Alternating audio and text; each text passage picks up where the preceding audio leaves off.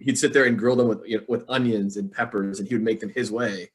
And we can't go back to anything else now because Jess spoiled us with the way he cooks burgers. Because the rest of us aren't that prepared and thoughtful as he is. We're all friends with Jess Casteel. Over the last 3 years, he came down with a very rare form of cancer, which is glioblastoma brain cancer.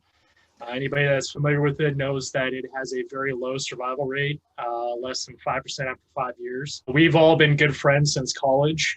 We actually all lived on the same floor in Abel Hall at University of Nebraska in Lincoln, 3rd floor. We all met in 2007.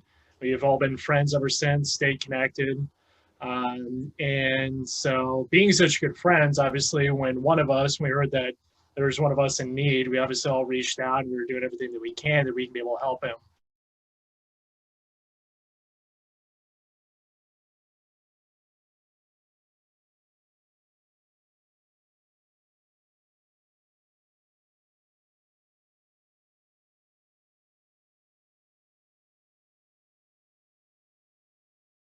The cancer has progressed to a level where he's unable to work. We've been reaching out to him, providing him some emotional support, and then up until recently, there was a lapse in his insurance, causing a lot of medical bills to start stacking up.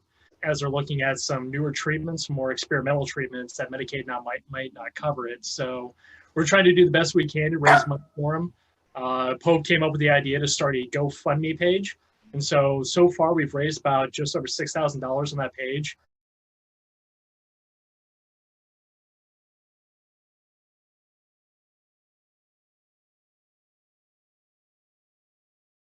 He's gone through chemotherapy, he's gone through radiation therapy. I mean, basically this is their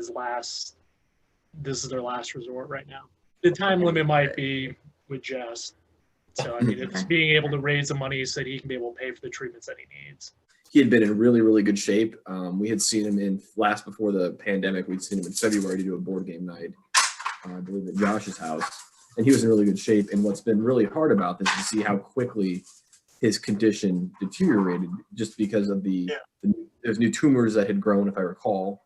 And those had caused other related medical conditions. And he's had some other hospital stays from that. And so the way that his life has changed has been very, very dramatic in the last few months alone. Disc golf was one of his most favorite things to do. I know as a group we've done it many, many times. He would usually kick our butts, with the exception of the occasional Pope or Josh. They'd get lucky every once in a while, but the three of us were very competitive. Yeah. And he was the last one to pick up the sport too. Yes, he was. He was very dedicated. When we were all playing it for a couple of years, and he came in and just tore through us. Yeah. Right. It's pretty remarkable. That actually kind of is some in a nutshell though, where once he became dedicated to something, he would pretty much just dominate it.